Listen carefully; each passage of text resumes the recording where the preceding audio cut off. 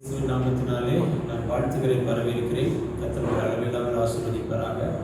இந்த பரிசுத்த நாளாகிய ஓய்வு நாளிலே, விசேஷமாய் ஒரு பாவம் சண்டையிலே உங்கள் மத்தியில் இருக்கக்கூடிய ஒரு கிருபையை தேவன் கொடுத்தபடியினால் என் கர்த்தரை நான் ஸ்தோத்தரிக்கிறேன்.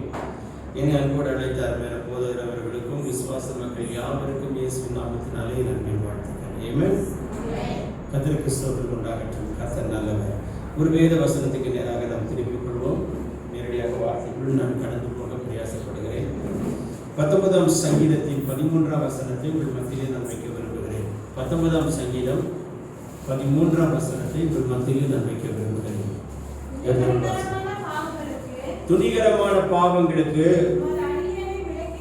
உமது அடியேனை விலக்கி காரும், அவைகள் என்னை ஆண்டு கொள்ள ஒட்டாதிரும், உத்தமனாகி.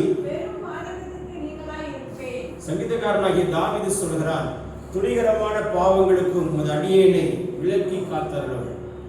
இது ஒரு முக்கியமான ஒரு செய்தியினுடைய முக்கியமான ஜபத்தினுடைய மிக முக்கியமான ஜபம். எல்லாருமே செய்தாக வேண்டிய ஒரு காரியம். இரண்டு விதமான காரியத்தை கர்த்தர் இன்றைக்கு நம்மளோட பேச விரும்புகிறார். ஒன்று, கர்த்தருக்காக துணிகரமாய் செய்கிற ஒரு வாஞ்சை, ஒரு பாரம், ஒரு தாகம். இரண்டாவது, கர்த்தருக்கு விரோதமாய் துணிகரமாய் எழுப்பிவிடவும் கூடாது. ஒன்று, கர்த்தருக்காக துணிகரமாய் எதையும் செய்யக்கூடிய ஆட்களை ஆண்டவர் தேடிக்கொண்டிருக்கிறார். இரண்டாவது, கர்த்தருக்கு விரோதமாய் துணிகரமாய் யாரும் எதுவும் செய்யாதபடிக்கு நம்மை நாம் காத்துக்கொள்ள கர்த்தர் கிருபை தருவாராக. சங்கீதக்காரனாகிய தாவீது சொல்கிறான், துணிகரமான பாவங்கள் அப்படி என்று சொல்கிறான். அப்போ சில பாவங்கள், துணிகரமான ஒரு சில பாவங்கள் இருக்கிறது. அந்த துணிகரமான சில பாவங்கள் அது சாபத்தை மட்டுமல்ல, அது தலைமுறைகளையும் தாக்கக்கூடியதா இருக்கிறது. துணிகரமான சில பாவங்கள் நமக்கு கர்த்தர் நியாயமாய் கொண்டு வருகிற ஆசீர்வாதங்களை தடுக்கிறதா இருக்கிறது. துணிகரமான பாவங்கள் தேவனே உங்களை ஆசீர்வதிக்க தீவிரிக்கும் பொழுது அவைகள் நம்முடைய வாழ்க்கையில் ஆசீர்வாதத்தை பெற்றுக் கொள்கிறதற்கு தடைகளாய் மாறுகிறது. ஆகையினாலதான் கர்த்தருக்கு ஸ்தோத்திரம் உண்டாகட்டும். பாவம் செய்கிற ஆத்மா சாகவே சாகும், பாவத்தின் சம்பளம் மரணம் என்று வேதம் சொல்கிறது. இன்றைக்கு துணிகரமான பாவங்கள் எல்லாம் பாவங்கள் இல்லை என்று பேசப்படுகிற ஒரு பொல்லாத உலகத்திலே உட்கார்ந்திருக்கிறோம். ஆனாலும் நாம் மிகவும் ஜாக்கிரதையா இந்த கடைசி நாட்களிலே நம் ஆத்துமாக்களை காத்துக்கொள்ள கர்த்தர் கிருபை தருவாராக. கர்த்தருக்கு ஸ்தோத்திரம் உண்டாகட்டும். இன்னொரு பக்கம் சொல்ல போனால், கர்த்தருக்காய் துணிகரமாய் செய்கிற சில கூட்டத்தாரையும் கர்த்தர் எதிர்பார்க்கிறார்.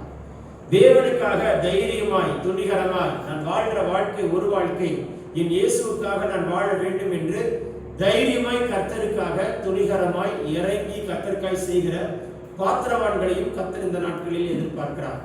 கர்த்தர் நம்மளோட பேசுவாராக, நம்மளோடு இடைப்படுவாராக. திருப்பிக் கொள்ளுங்கள். ஆதியாகம புஸ்தகம் 18ஆம் அதிகாரம், ஆதியாகமம் 18ஆம் அதிகாரத்தினுடைய 27ஐயும் 31ஆம் வசனத்தை வைக்க விரும்புகிறேன். அப்பொழுது ஆபிரகாம் பிரதியுத்தரமாக, தூளும் சாம்பலுமாய் இருக்கிற, ஓகே 31ஆம் வசனம்,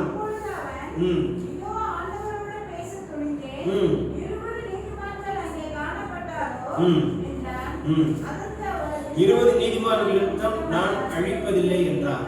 தூளும் சாம்பலுமாய் இருக்கிற அடியான் என்று தன்னை தாழ்த்துகிற ஒரு ஆபிரகாம். துணிகரமாய் ஆண்டவரே நான் கேட்கிறேன்னு நினைச்சிடாதீங்க, நான் கொஞ்சம் துணிகரமா நான் பேசுறேன், எனக்கு கொஞ்சம் பெர்மிஷன் கொடுங்க என்று கர்த்தர்ட்ட பெர்மிஷன் வாங்குகிறான். தூளும் சாம்பலுமான நான் ஒரு மனுஷன், நான் ஒண்ணுமே கிடையாது என் லைஃப்ல, I am nothing, I am empty hand. எவ்வளவு பெரிய சீமானா இருக்கிற ஒரு மனுஷன் தன்னை எவ்வளவு தாழ்த்துகிறார். கர்த்தர் அவனுக்கு தரிசனமாய் காண்கிற ஒரு தரிசனம் உள்ள ஒரு மனுஷன் தன்னை எவ்வளவு தாழ்த்துகிறார். தேவனுக்கென்று எங்கெல்லாம் கர்த்தர் அவனுக்கு தரிசனமாகிறாரோ அங்கெல்லாம் கர்த்தருக்கென்று பலிபீடத்தை கட்டுகிற மனுஷன் எவ்வளவு தன்னை தாழ்த்துகிறான். ஆண்டவரை தரிசிக்கிற ஒரு மனுஷன் 10 தலைமுறைக்கு பின்பதாக ஆபிரகாமோடு கர்த்தர் பேசி அழைக்கிறார். எல்லாவற்றையும் விட்டு கீழ்ப்படிந்து கர்த்தருடைய சமூகத்தில் பின்பற்றுகிற ஒரு மனுஷன் எவ்வளவுக்கு எவ்வளவு தன்னை தாழ்த்தி சொல்கிறார். I am just like a dust, தூளும் சாம்பலுமான மனுஷன். ஒரு விஷயம் ஆண்டவரே, உம்மோடு நான் பேச துணிகிறேன், எனக்கு அனுமதி கொடுங்க. இந்த வார்த்தை அவனுக்குள் புறப்படுகிறது. ஆண்டவர்கிட்ட ஒரு வார்த்தை நான் கேட்கிறேன், நீங்க தயவு செய்து வருத்தப்படாதீங்க. 20 நீதிமான்கள் இருந்தால் அழிப்பீரா? 35 நீதிமான்கள் இருந்தால் அழிப்பீரா? ஒரு நீதிமான் இருந்தாலாவது அழிப்பீரா? யாருக்காக கேட்டான்? தன்னோடு கூட இருந்து தன்னை விட்டு பிரிந்து போன லோத்துக்காக கேட்டான். தன்னுடைய சகோதரனுடைய மகனுக்காக இதை கேட்கிறான்.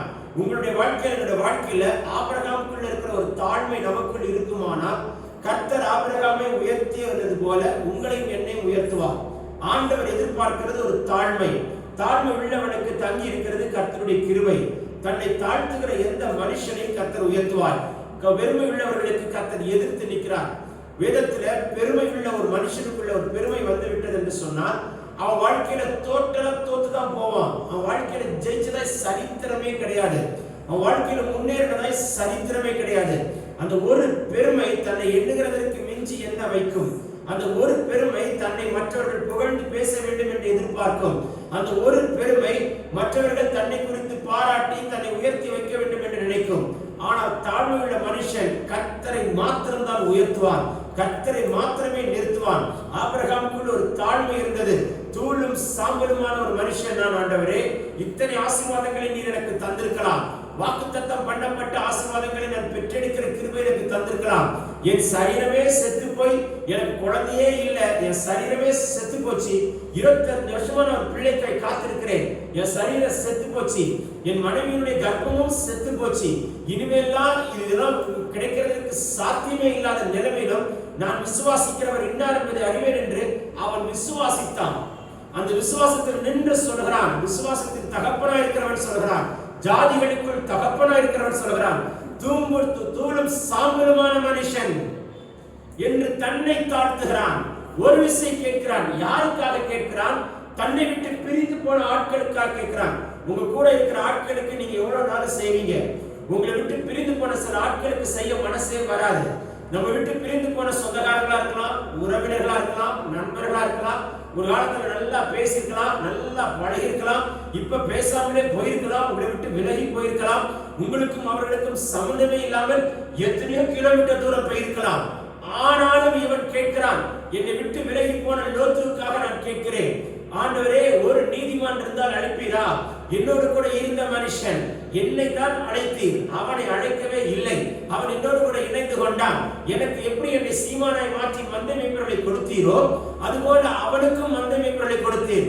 நீங்களும் நானும் யாரோடு இணைந்திருந்தால் ஆசீர்வதிக்கப்படுவோம் என்று கற்பனை பண்ணி பாருங்கள்.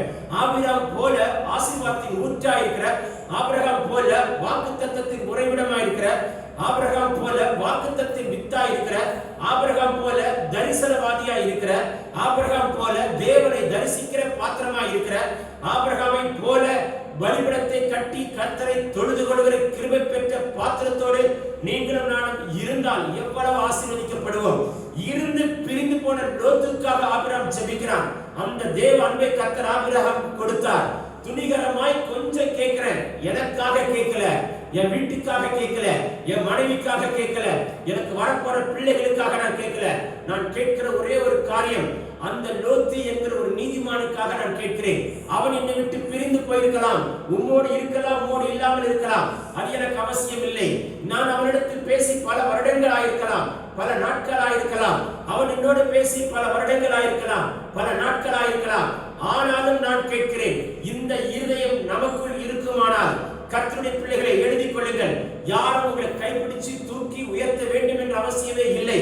வானத்தை பூமியை உண்டாக்கின கர்த்தர், அவரை உங்களை உயர்த்தி மலை மேல் இருக்கிற பட்டணமாய், விளக்கு தண்ணில் மேல் இருக்கிற விளக்காய், நட்சத்திரமாய், ஆயிரங்களுக்கு ஆசீர்வாதமாய் கர்த்தர் உங்களை வைத்து உயர்த்தி பல பேர் திரும்பி பார்க்கிற அளவுக்கு ஒரு மகிமை உள்ள பாத்திரமாய் கர்த்தர் வைப்பார். இதை விசுவாசிக்கிற யாரா இருந்தாலும் சரி, கைகளை உயர்த்தி வாய்களை திறந்து சத்தமா ஆண்டவருக்கு ஒரு அல்லேலூயா சொல்லுங்க. பரலோகம் திறக்கப்படட்டும். இந்த காலவேளையில உரைப்படுத்தப்படுகிற கர்த்தருடைய வார்த்தை உங்களை உயர்த்துகிறதாய் உயர்த்துகிறதாய் உயர்த்துகிறதாய் மாறுவதாக. ஆமென் சொல்லுங்களேன். இரண்டாவது வார்த்தைக்கு நேராக நான் கடந்து போக நான் விரும்புகிறேன். கர்த்தர் நம்மளோடு இடைப்படுவாராக. ஆதியாகமம் புத்தகம் 34ஆம் அதிகாரம் 25ஆம் வசனத்தை நான் வைக்க விரும்புகிறேன். ஆதியாகமம் 34:25 எடுத்து வாசிங்க. மூன்றாம் நாளில் அவர்களுக்கு நோவெடுத்து கொண்டது யாக்கோபின் குமாரரும் சிமியோன் லேவி என்னும் இவ்விரண்டு பேரும் தன் தன் பட்டயத்தை எடுத்துக்கொண்டு துணிகரமாய் பட்டணத்தின் மேல் பாய்ந்து ஆண் மக்கள் யாவரையும் கொன்று போட்டார்கள். துணிகரமாய் கொன்று போட்ட ஒரு காரியம். கவனிங்கள், இதுல 2 விதமான ஞான அர்த்தங்கள் உண்டு. உங்களுக்கு நான் சொல்ல விரும்புகிறேன். கர்த்தருக்கு ஸ்தோத்திரம் உண்டாகட்டும். தன் சகோதரியாகிய தீனாலை கெடுத்து போட்ட சீகேம் பட்டணத்தினுடைய சீகேம், அந்த பட்டணத்தார்கள், நாங்கள் உடன்படிக்கை பண்ணிக்கொண்டு உங்களுடைய மகளை நாங்கள் மனம் புரிய விரும்புகிறோம் என்று சொல்லும் பொழுது, நீங்கள் எல்லாரும் விருத்த சேதனம் பண்ண வேண்டும் என்று சொல்லி யாக்கோபு சொன்னதுனால எல்லாரும் கீழ்ப்படிந்து விருத்த சேதனம் பண்ணினார்கள். அப்படி ஒரு உடன்படிக்கைக்குள் கடந்து வந்து விட்டார்கள். கவனிங்கள், உடன்படிக்கைக்குள் கடந்து வந்த பிற்பாடு வேதம் சொல்கிறது, நோவு பெருத்த பின்பு சிமியோனும் லேவியும் துணிகரமாய் போய் அந்த சீகேம் பட்டணத்தாரை சங்காரம் பண்ணுகிறார்கள். ஒரு பக்கம் விருத்த சேதனம் இல்லாத எங்கள் சகோதரி அவன் தொடராகாது, கெடுக்கலாகாது, கெடுத்து போட்டான் என்று இவர்கள் சொல்கிறார்கள். இன்னொரு பக்கம் தகப்பன் சொல்கிறான், நீர் என்னுடைய வாசனையை கெடுத்து போட்டீர் என்று சொல்கிறான். அப்பா சொல்லுக்கு மீறி துணிகரமாய் செய்த 2 பிள்ளைகள். தகப்பன் சொல்லுக்கு தகப்பன் தான் உடன்படிக்கை பண்ணிக்கொள்ள வேண்டும் என்று அவர்களுக்கு விருத்த சேதனம் பண்ண சொன்னான். தகப்பனுடைய வார்த்தைப்படி சீகேம் பட்டணத்தார் இருக்கிற எல்லா ஆண் மக்களும் விருத்த சேதனம் பண்ணினார்கள். ஆனால் பெற்றெடுத்த பிள்ளைகள் துணிகரமாய் போனார்கள். துணிகரமாய் போய் அவர்களை சங்காரம் பண்ணி போட்டார்கள். ஆகையினால்தான் கர்த்தருக்கு ஸ்தோத்திரம், யாக்கோபு சொல்கிறான், நீ என் வாசனையை கெடுத்து போட்டியே அப்படி என்று சொல்கிறான். அப்பாவுடைய சொல்லுக்கு துணிகரமாய் செய்கிற, வார்த்தைக்கு மீறி துணிகரமாய் செய்கிற மகன். இன்றைக்கு நீங்களும் நானும் ஜாக்கிரதை. அந்த அப்பா சொல்லுக்கு கூடுதலாகவும் செய்யக்கூடாது, குறைவாகவும் செய்யக்கூடாது. ஆண்டவர் உனக்கு என்ன சொல்கிறாரோ அதை செய். மோசேக்கு மலையிலே காண்பித்த மாதிரியின்படி ஒரு ஆசரிப்பு கூடாரத்தை உண்டாக்கினார். சாலமோனுக்கு கர்த்தர் காண்பித்த ஒரு மாதிரியின்படி ஈராம் நபியை கொண்டு கர்த்தர் ஒரு ஆலயத்தை கட்ட அவனுக்கு கிருபை செய்தார். தேவன் கொடுத்த மாடல் படி உங்க வாழ்க்கை, தேவன் கொடுத்த மாடல் படி உங்க வீடு, தேவன் கொடுத்த மாடல் படி உங்கள் பிள்ளைகள், தேவன் கொடுத்த மாடல் படி உங்களுடைய வாழ்க்கை இருக்குமானால் கர்த்தருக்கு ஸ்தோத்திரம். பிள்ளைகளுக்கு சொல்லிக் கொடுங்கள், கர்த்தர் என்ன சொல்கிறாரோ, தகப்பனாய் இருக்கிற கர்த்தர், தகப்பனாய் இருக்கிற நாங்கள் கர்த்தருடைய வழிநடத்தின்படி சொல்கிற காரியம் அது அப்படியே செய். துணிகரமாய் செய்து விடாதீர்கள். சிமியோனும் லேவியும் துணிகரமாய் போய் ஒரு சீகேம் பட்டணத்தாரை எல்லாம் சங்காரம் பண்ணி போட்டுட்டாங்க. ஆகையினாலே தகப்பன் சொல்கிறான், என்னுடைய வாசனையை கெடுத்து போட்டீர்களே. பிள்ளைகளுக்காக ஜெபிக்க, பிள்ளைகளுக்குள்ள துணிகரமான காரியத்தை பிள்ளைகள் செய்யக்கூடாது. இன்றைக்கு துணிகரமான காரியங்களை பிள்ளைகள் செய்ய தோன்றுகிறது. நீங்களும் நானும் எல்லாருமே எல்லா வீட்டு பிள்ளைகளின் கைகளிலே எண்ணெய் எடுத்து பூசி உங்க பிள்ளைகள் மேல் கைகளை வைக்க வேண்டும். துணிகரமாய் ஒரு தாத்தாவோ ஒரு தகப்பனோ குடிக்க போனால், உன் பிள்ளையும் உன் கண்களுக்கு முன்னே துணிகரமாய் குடிக்க போனால் உன்னால் தாங்கிக் கொள்ள முடியுமா?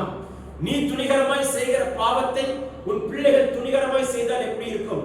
வாலிப பிள்ளைகளுக்கு கர்த்தர் சொல்கிறார், நீங்கள் துணிகரமாய் செய்கிற தவறுகள் நாளைக்கு உங்க தலைமுறை துணிகரமாய் செய்தால் உங்களால் தாங்கிக் கொள்ள முடியுமா? சங்கீதக்காரன் சொல்கிறான், துணிகரமான பாவங்களுக்கு என்னை அண்ட விட்டாதீங்க ஆண்டவரே, என்னை பாதுகாத்துக் கொள்ளுங்க. ஒவ்வொரு நாளும் சொல்ல வேண்டிய ஒரு வார்த்தை, துணிகரமாய் நான் எதையும் பேசிவிடக் கூடாது, துணிகரமாய் நான் செய்துவிடக் கூடாது. இன்றைக்கு நம் சபையில் இருக்கிற அத்தனை பிள்ளைகளையும் காப்பாராக. அவர்கள் கிழக்கில் இருக்கலாம், மேற்கில் இருக்கலாம், வடக்கில் இருக்கலாம், தெற்கில் இருக்கலாம், தொலை தூரத்தில் இருக்கலாம், எங்கே ஒரு இடத்துல படிக்கலாம், எங்கே ஒரு இடத்துல வேலை செய்து கொண்டிருக்கலாம். எங்கே இருந்தாலும் கர்த்தருடைய கரம் நம் பிள்ளைகளை மூடிக்கொள்ளட்டும். கர்த்தருக்கு சித்தமில்லாத எந்த காரியங்களும் பிள்ளைகளுக்குள் நுழையாதபடிக்கு, கர்த்தருக்கு சித்தமில்லாத யாரும் நம் பிள்ளைகளோடு ஒட்டாதபடிக்கு, கர்த்தருக்கு சித்தமில்லாத யாரும் நம் பிள்ளைகள் ஒட்டாதபடிக்கு, கர்த்தருக்கு சித்தமில்லாத எந்த காரியங்களும் பிள்ளைகள் வாழ்க்கையில் நுழைந்து விடாதபடிக்கு, சித்தமில்லாத எந்த நட்பும் உறவும் நம் பிள்ளைகளை சார்ந்திராதபடிக்கு, எந்த தீய பழக்கங்களும் நம் பிள்ளைகளை தொடாதபடிக்கு, கர்த்தருக்கு ஸ்தோத்திரம். வீட்டில் ஒரு வேஷமாய் இருந்து கொண்டு வேலையிலும் படிக்கிற ஸ்தலத்திலும் பிள்ளைகள் வேறொரு வேஷமாய் இருந்து மாய்மாலமாய் இருந்து விடாதபடிக்கு என் கர்த்தர் நம் பிள்ளைகளை காப்பாராக, காப்பாராக, காப்பாராக, இரத்தத்துக்குள் மறைப்பாராக, அக்கினி மதிலை கட்டி காப்பாராக. எல்லா தீங்குக்கும் தேவனுக்கு சித்தமில்லாத காரியங்களுக்கு கர்த்தர் நம் பிள்ளைகளை மூடி மறைத்து பாதுகாத்து சித்தமான பாதையை கர்த்தர் நடத்துவாராக. ஆமென் சொல்ல மாட்டீங்களா? சத்தமா சொல்லுங்களேன். துணிகரமான பாவங்களுக்கு என்னை அண்ட ஓட்டாதிரும் கர்த்தர். ஆமென். ஹல்லேலூயா. கர்த்தருக்கு ஸ்தோத்திரம் உண்டாவதாக. சின்ன செய்திதான், நான் சுருக்கமாக எடுக்க விரும்புகிறேன். 21 யாத்திராகமம் 21ஆம் அதிகாரம் 14ஆம் வசனத்தை நான் வைக்க விரும்புகிறேன். ஒருவன் பிறனுக்கு விரோதமாய் சதி மோசம் செய்து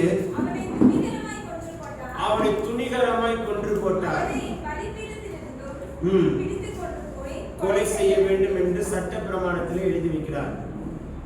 துணிகரமாய் சதி செய்து கொலை செய்கிற தன்மை. சதி செய்கிறது தவறு, கொலை செய்தது அதை விட தவறு. கொலை என்று சொன்னால் ஒருத்தர் எடுத்து கத்தி எடுத்து குத்துறது மட்டும் கொலை இல்லைங்க, வார்த்தையாலேயே சாகடிக்கிறதும் கொலைதான். சில சொல்ல வார்த்தையாலேயே என்னை சாகடிக்கிறாங்க, வார்த்தையாலேயே என்னை ரொம்ப காயப்படுத்துகிறார்கள், வார்த்தையாலேயே என் மனசை கிழிக்கிறார்கள். ஆகையினால கொலை என்பது ஏதோ ஒரு இடத்துல கத்தி எடுத்து வாங்கி சொல்லி குத்துறது மட்டும் கொலை கிடையாது. வார்த்தையால் காயப்படுத்துகிறதும் கொலைதான், வார்த்தையால் வேதனைப்படுத்துகிறதும் கொலைதான். நம்முடைய நாவு ஒரு பட்டயம் போலதான். மரணமும் ஜீவனும் நாவின் அதிகாரத்தில் இருக்கிறது. வாயிலிருந்து புறப்படுகிற ஒவ்வொரு வார்த்தையும் தேவனுக்கு சித்தமானதா இருக்க வேண்டும். அதை குறித்து கீழே ஒரு வசனம் இருக்கு, உங்களுக்கு காண்பிக்கிறேன். ஒவ்வொரு வார்த்தையும் நம்முடைய வாழ்க்கையில கர்த்தர் நம் வாயினுடைய வார்த்தைகளை காப்பாராக.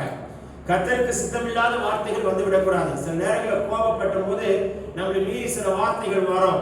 அந்த வார்த்தைகள் நமக்கு ஆபத்தாய் மாறும். கோபத்தில் எடுக்கிற எந்த தீர்மானங்களும், கோபத்தில் பேசப்படுகிற எந்த வார்த்தைகளும் மண்ணில் போய் தான் நிற்குமே தவிர அது உங்களுக்கு ஜெயமா இருக்கவே இருக்காது. ஆகையினால் தான் பேசுகிறதற்கு அவன் கேட்கிறதற்கு தீவிரமாய், பேசுகிறதற்கு பொறுமையாய், கோபிக்கிறதற்கு தாமதமாய் இருங்கள் என்று வேதம் சொல்கிறது. சூரியன் மறைகிறதற்குள்ளாக உன் கோபம் தனியா விட்டால் நமக்கு வர வேண்டிய ஆசீர்வாதங்களும் தடைப்பட்டு போகும். நம்மளுடைய பிள்ளைகளுக்கு வர வேண்டிய ஆசீர்வாதங்களும் தடைப்பட்டு போகும். ஆண்டவர் அப்படிதான் சொல்லியிருக்கிறார். சூரியன் மறைகிறதுக்குள்ள உன் கோபம் இருக்கிற இடமே தெரிஞ்சிடக்கூடாது. அப்படிதான் ஆண்டவர் சொல்கிறார். அதுதான் ஒரு தேவ அன்பினுடைய மனுஷனுக்குள்ள இருக்கிற ஒரு அடையாளம். அதுதான் கர்த்தர் தர விரும்புகிறார். நம்முடைய அன்பின் அபிஷேக ஆவியானவர் நம்மை தன் அன்பின் அபிஷேகத்தால் நம்மை நிரப்புவாராக, நிரப்புவாராக, நிரப்புவாராக. எவ்வளவு பயங்கரமான விஷயம் பாருங்க. பலிபீடத்துக்கு முன்பதாக அவன் கொல்லப்பட வேண்டும் என்று கர்த்தர் சொல்கிறார். அப்ப பலிபீடத்திலிருந்து நியாயாதிபதி நியாயம் தீர்க்கிறவராக இருக்கிறார். பலிபீடத்திலிருந்து புறப்பட அக்கினியானது நியாயம் தீர்த்து விடும். ஆகையினால்தான் தெளிவாய் சொல்கிறார், யாரையும் கோபப்பட்டு அவங்க மனசை கிழிக்கிற மாதிரி கோபத்து வார்த்தையால யாரையும் கொள்ளாதிருங்கள். உங்களை வார்த்தையால நிறைய பேர் கொண்டு இருப்பாங்க, உங்களை வார்த்தையால நிறைய பேர் கொண்டு இருப்பாங்க. அவர்களை ஆண்டவருடைய சமூகத்தில் வைத்து விட்டு அந்த வார்த்தைகளை கேன்சல் பண்ணி ஜெபம் பண்ணிட்டு அவர்களை பலிபீடத்தில் வைத்து ஆசீர்வதித்து ஜெபிக்க கர்த்தர் நமக்கு சொல்கிறார். இயேசுநாதருக்கு வந்தாருதான் பச்சை மரத்துக்கு இப்படின்னா பட்டை மரத்துக்கு எப்படியோ, பச்சை மரத்துக்கு வந்த வார்த்தை மனசை கிழித்தது. சிலுவையில் அறையும் என்று சொன்னார்கள், துப்பினார்கள், தலையை கொட்டினார்கள். நீர் கிறிஸ்துவானால், நீ ஞான திருஷ்டியானால் உன்னோட கொட்டினது யாருன்னு சொல்லுனாங்க. அவர் சொல்றது ரொம்ப கஷ்டமா என்ன, அவருக்கு எல்லாமே தெரியும். ஆனா பொறுமையாய் பிதாவின் சித்தத்தை நிறைவேற்றுகிறதற்கு வாய்த்திரவாத ஆட்டை போல அமைதியா இருந்தார். கர்த்தருக்கு ஸ்தோத்திரம் உண்டாகட்டும். கவனிங்கள் கர்த்தருடைய பிள்ளைகளே, தெளிவாய் சொல்கிறார். வாயின் வார்த்தையை குறித்து எச்சரிக்கையா இருப்போம்.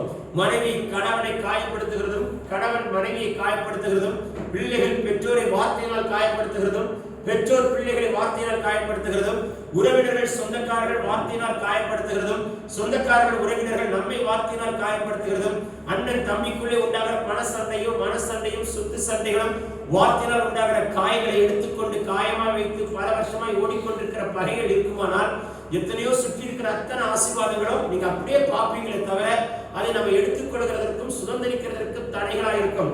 இன்றைக்கு அப்படி ஏதாவது தடைகள் இருக்குமானால் என் தேவன் இன்றைக்கு வானம் திறக்கப்படட்டும்.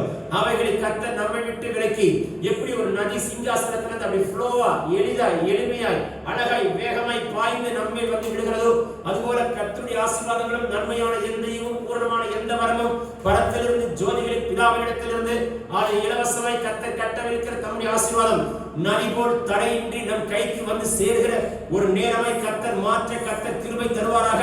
அந்த காயங்களும் கசப்புகளும் இந்த காலவெளியில் நம்ம விட்டு மாற்றுவாராக, மாற்றுவாராக, மாற்றுவாராக, மாற்றுவாராக. சொல்ல சொல்ல அத்தனை காயங்களை கர்த்தர் நம்ம விட்டு நீக்கி போடுவாராக. காயங்கள் நம் குடும்பத்தை விட்டு, வீட்டை விட்டு, சிந்தை விட்டு, சரீரத்தை விட்டு, இருதயத்தை விட்டு மாறி போவதாக. ஆமென் சொல்ல மாட்டீங்களா? அல்லேலூயா. என் கர்த்தர் நல்லவர். ஆமென், ஆமென்.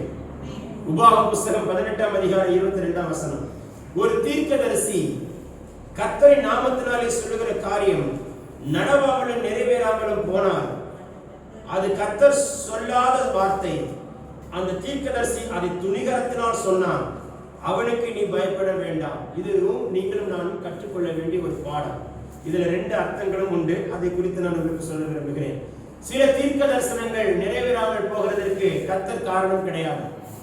ஒன்று நம்முடைய குறைகளும் காரணங்களாக இருக்கலாம், நம்முடைய வாயின் வார்த்தைகள் காரணங்களா இருக்கலாம். ஆண்டவர் உன்னை ஆசீர்வதித்து நான் உனக்கு ஒரு தருவேன் சொல்லும்போது உங்க வாயில எதிர்மறையாவே பேசிக்கிட்டே இருந்தீங்கன்னா எப்படி கர்த்தர் தருவார்? உங்க வாயிலிருந்து பேசுகிற எதிர்மறையான வார்த்தையானது கர்த்தர் தருகிற ஆசீர்வாதத்தை தடுத்து விடும். எதிர்மறையான வார்த்தைகள் மட்டும் வாயிலிருந்து வராதபடிக்கு எச்சரிக்கையா இருங்கள். வாயின் வார்த்தையின் இருதயத்தின் தியானம் தேவனுடைய சமூகத்தில் உறுதியாக இருப்பதாக. ஆகையினால் அதன் விசுவாச அறிக்கை வாயிலிருந்து வர வேண்டும், அவிசுவாச அறிக்கை வரக்கூடாது. உனக்கு ஒரு ஆசீர்வாதமான ஸ்தலத்தை தருவேன், வீட்டை தருவேன், உனக்கு தோட்டங்களை தருவேன் என்று கர்த்தர் சொன்னார். உங்க வாயிலிருந்து வருகிற வார்த்தைகளும் ஆசீர்வாதமான வார்த்தைகளா இருக்கணும். சாபமான வார்த்தை வாயிலிருந்து வரவே கூடாது. அவன் உருப்பட மாட்டான், அவன் பிச்சை எடுப்பான், அவன் தெருவில் இருப்பான், அவன் ஒன்றும் இல்லாம போவான். இந்த வார்த்தைகள் தான் உங்களைக்கும் கெடுக்கும். உங்களை யாரை சொல்கிறதோ அவர்களையும் தாக்கும். உங்கள் வாயிலிருந்து புறப்படுகிற வார்த்தைகள் என்றைக்கும் ஆசீர்வாதமா இருக்கட்டும். உங்க பிள்ளைகள் ஆசீர்வாதமா இருக்கிறத நீங்க அமர்ந்திருந்து பார்க்கணும்னு எழுதுனீங்கன்னா உங்க வாயிலிருந்து புறப்படுகிற வார்த்தை ஜாக்கிரதையா இருங்கள். ஆகையினால்தான் வாயிலிருந்து புறப்படுகிறது விசுவாச அறிக்கை, வாக்குத்தத்தங்கள், தேவன் தந்திருக்கிற தரிசனங்கள், தேவனுக்கு சித்தமான வார்த்தைகள். கர்த்தருக்கு ஸ்தோத்திரம். ஆகையினால உங்களுக்கு தீர்க்க தரிசனங்கள் நிறைவேறாமல் போகிறதுக்கு காரணம் நம் வாயினுடைய வார்த்தையும் நம் செய்கை இரண்டும் தான் காரணம். அதே சமயத்தில் தேவ மனிதராக இருக்கிற எங்களுக்கும் சொல்கிறார், ஆக்ரோஷப்பட்டு அவசரப்பட்டு கோபப்பட்டு எரிச்சலோடு ஒரு தீர்க்கதரிசன வார்த்தை சொன்னால் அது நடக்காது. தேவ அன்போடு சொல்லப்படுகிறது தீர்க்கதரிசன வார்த்தை. கண்டித்து உணர்த்தினாலும் தேவ அன்போடு தான் கண்டித்து உணர்த்தணும்.